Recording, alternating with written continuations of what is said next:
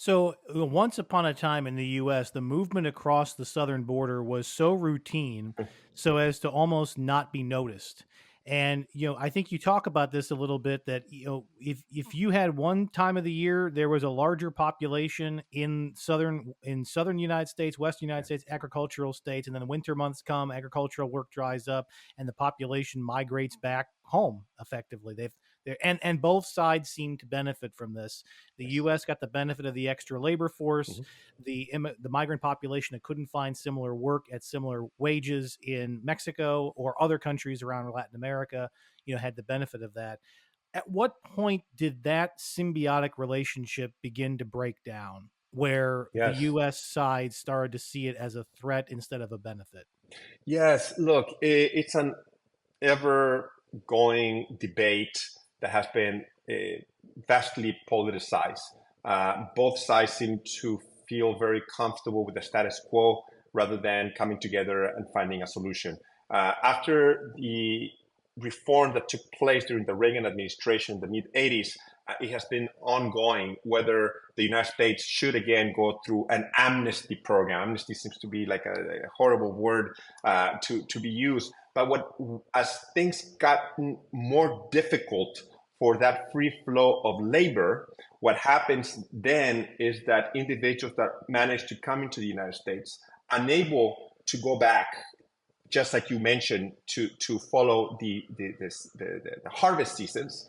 Now instead they ask for their families to join them, right? And by asking for that, understanding that they may not be able to go back to their home country, they make the United States their home without really a process for them to be able to manage and update their undocumented status. So it's been ongoing since the mid 90s. It really peaked during the early 2000s, and then it's become pretty flat since 2008, with the exception of a spike on unaccompanied minors, and now what we have with a large number of, particularly Haitians and South Americans seeking asylum in the southern border between Mexico and the United States.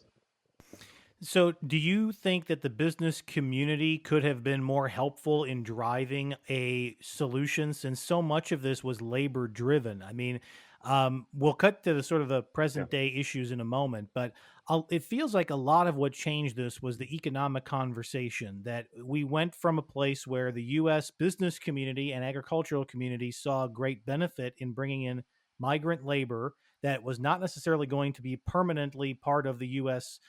community. And then that started to change politically, and I don't know that the business community really did much to change it. While it was to their Yeah. benefit to a large degree. So, can you talk a little bit about what the relationship has been between agriculture, business, and the government in policy making during this transformation period?